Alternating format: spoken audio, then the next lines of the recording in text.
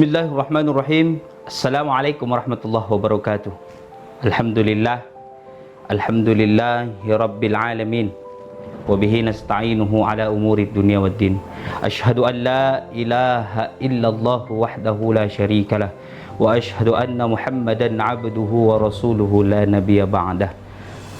Assalatu wassalamu ala asyrafil anbiya'i wal mursalin Sayyidina Muhammadin wa ala alihi wa sahbihi ajma'in. Amma ba'd.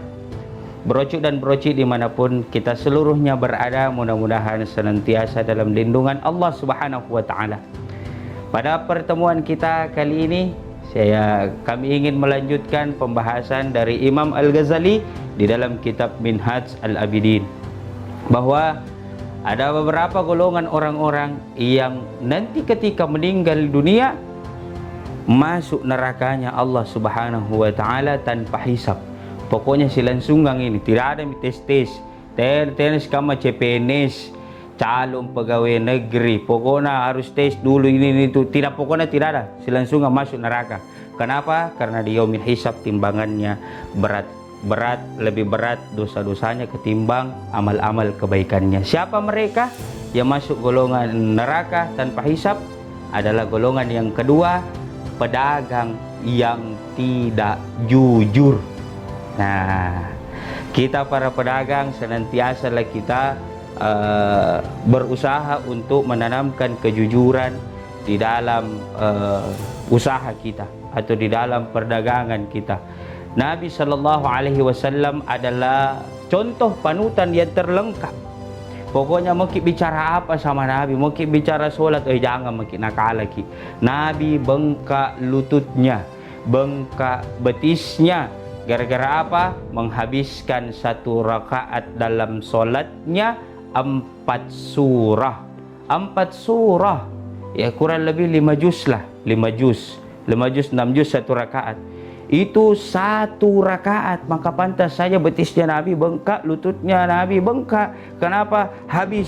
Dihabiskan waktunya untuk menghambakan diri kepada Allah Subhanahu wa ta'ala. Ku tahu di sekarang ini juga banyak yang bengkak lututnya, banyak yang bengkak betisnya, bukan karena sholat tapi asam urat. Berocok dan berocik dimanapun Anda berada, pedagang, makanya setiap kita menjual atau berdagang senantiasalah jujur, ya. Apalagi persoalan timbangan, jangkit memaini timbangan tak. Kenapa tidak boleh dimaini itu timbangan? Karena separuh dari timbangan yang kita maini dengan curang adalah haram untuk kita. Contoh kita maini timbangannya, dikasih loski, ada itu biasa sekarang, yang kemarin itu viral tuh, penjual buah-buahan yang biasa nakasih loski timbangannya 2 kilo di situ, nakasih loski, jadi 2 kilo memang, tapi yang sebenarnya 1 kilo ji. Pulang orang di rumahnya natimbang 1 kilo ji, berarti 1 kilonya itu haram untuk kita konsumsi. Apalagi sampai dikasih makan kurung anak istri, tak, penghasilan yang haram, penghasilan yang tidak jelas status hukumnya dalam syariat agama kita. Makanya berdagang itu punya cara-caranya. Tidak apa-apa kita meraup keuntungan, silahkan mengambil keuntungan dari dagangan kita. Toh itu juga kerja keras kita, tapi yang sewajarnya saja.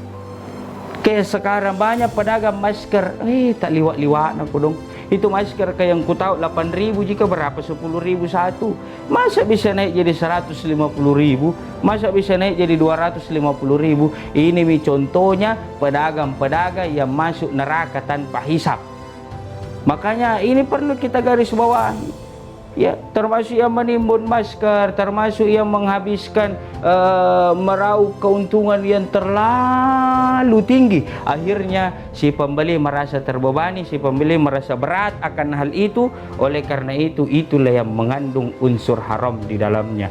Makanya saya himbaukan, saya menyampaikan kepada seluruh pedagang-pedagang, dimanapun kita berdagang, dimanapun kita berjualan, jangan pernah kita sampai melakukan tindakan-tindakan yang curang.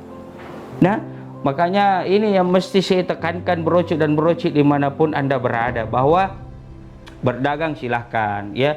Modalnya sekian, kita kasih naik sekian, keuntungan tak silahkan, karena itu jeripayata dan itulah yang halal. Tapi jantung up kita terlalu tinggi, modalnya 100.000, mau na jual 500.000, dia 400.000 memang. Aduh, kolong banyak sekali untung, dan ini sangat-sangat merugikan pembeli. Dia bisa jadi satu kali di pembeli di situ, besoknya tidak mau belanja sama kita, ya. Makanya broci dan broci dimanapun kita seluruhnya berada, ini kalau kita berdagang memang harus jujur, jangan ada dusta di antara kita, broci. Nyaman atau jangan ada dusta di antara kita. Pokoknya jujur bagi saja. Berapa Kang Kunta? Sebenarnya itu modalnya 4.000, tapi saya jual 6.000. Kalau begini jujur, tak pasti pembeli juga bilang, biar paling saya bayar 10.000 karena jujur. Tapi yang jadi persoalan begitu pindah ini tadi, yang beli 10.000 Kang Kunta, menawar di sebelahnya berapa Kang Kunta? Sebenarnya Bu, harga modalnya ini 3.000 ji. Berarti di sebelah dapat tolo-tolo ya. Nah, ini lagi yang menjadi sebab kita mengkonsumsi barang-barang haram, apalagi sampai anak istri kita juga kena kodok. Makanya tidak ada kebaikan, kata Nabi SAW, tidak ada kebaikan bagi mereka orang-orang yang berlaku curang di dalam perniagaan, di dalam perdagangan. Maka jangan pernah kita curang, termasuk para kontraktor. Bilang ngeri bajik-bajik kontraktor, apalagi di timku ini berucu ada kontraktor. Makanya dengar baik-baik, kontraktor yang mau memuluskan usahanya, memuluskan jalannya, memuluskan proyeknya, jangan pernah Anda lari dari ketentuan-ketentuan, hitung-hitungan dalam syariat agama kita, yaitu agama Islam. Silahkan kita main proyek, silahkan kita kerja proyek, karena itulah sumber rezeki kita. Rezeki jodoh mati sudah diatur oleh Allah Subhanahu wa Ta'ala. Siapa tahu Allah sudah gariskan kita, kamu contoh, kamu Akbar jadi kontraktor, kau diamanahkan proyek, maka jangan kasih salah-salah itu proyek, ya. Jalankan amanah, karena kontraktor yang masuk neraka nanti adalah kontraktor yang tidak menjalankan sesuai dengan amanah yang berlaku. Makanya ini yang mesti, ya. Apalagi kalau pengajuan itu biasa kontraktor kau berujuk banyak biasa gula itu nafap kamu, nafap kamu harga lah. Apalagi kalau pengadaan, dende, ini dia banyak sekali perputaran haram di dalamnya. Tuh jenga, masalahnya kayak kuliah mati biasa di warung kopi ya. Biasa di depanku itu berkas-berkas kah. Bukan dengar sebenarnya ada celup-celup di neraka ya. Dende, lincah-lincah apa engkau Kang? Lincah-lincahnya berbuat. Makanya hati-hati kita. Misalnya pengadaan tempat tisu harganya 7.000, atau sesuai dengan keuntungan, sesuai dengan porsinya. Harga 7.000 diapki jadi 250.000, kata liwat-liwat ki iya toh, yang sewajarnya sajalah. Supaya kita dapat tomaki untung.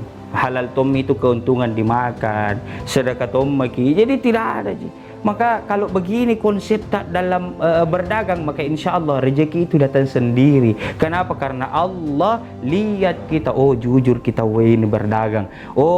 Ini Pak Akbar ini jujur kita dalam menjalankan proyeknya.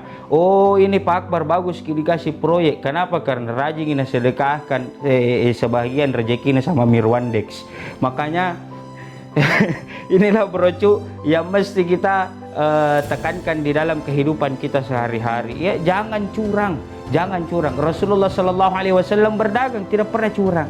Rasulullah selalu jujur, senantiasa jujur dalam menjual dagangannya, menjual jualannya. Modalnya sekian, dia pasang harga sekian, keuntungannya sekian, yang mesti dia putar lagi untuk keesokan harinya sekian. Rasulullah SAW sudah jelas hitung-hitungannya, yang mana yang halal, yang mana yang haram, yang mana yang pokoknya sudah jelas semua dalam kehidupan Rasulullah SAW. Cuma terkadang kita dia malas buka-buka buku, cuma kita dia malas, apalagi sekarang gampang ada di Google. Tapi kalau bisa berusaha lah kita, ya. Kalau yang mau dicari di Google itu sejarah-sejarah, ya. Kita cari di Google sejarahnya Rasul dalam berdagang, kita cari di Google sejarahnya Rasul dalam menjual, ya, bisnis, jadi kontraktor. Rasul itu jadi kontraktor juga dah.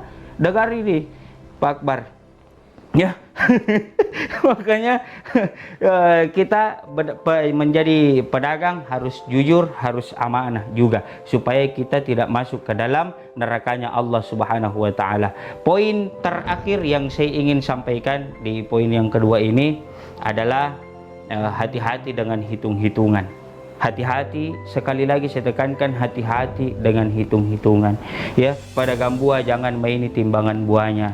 Kontraktor jangan terlalu di up kalau kita mau maini harga, supaya kelebihannya itu tidak menjadi haram untuk kita, untuk keluarga kita.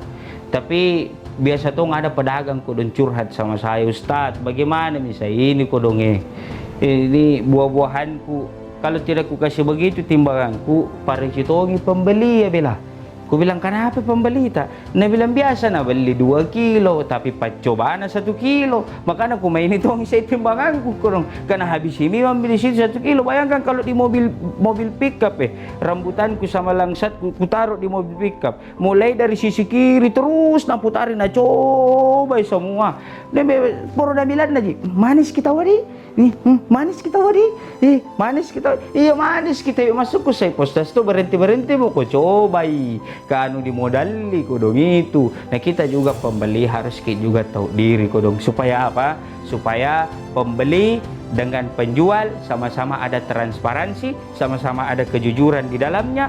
Maka kalau hal seperti ini yang terjadi di kota kita yang tercinta ini, maka yakin dan percaya transaksi jual beli rezeki itu akan mengalir dengan sendirinya. Ya, jadi ini golongan yang kedua, bro, pedagang yang curang, pedagang yang tidak jujur dalam menjajakan dagangannya, menjual jualannya.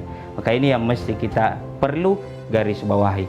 Oke bro, selanjutnya nanti di video selanjutnya biarkan makin dulu penasaran apa lagi golongan yang masuk neraka. Oke bro, sekira ini yang dapat saya sampaikan. Lebih dan kurangnya mohon dimaafkan. Al-Fakir mohon pamit undur diri. Saya Muhammad Irsyad Abdullah. Wallahul muwaffiq ila aqwamit thoriq, wabillahi taufiq wal islah. Assalamualaikum warahmatullahi wabarakatuh.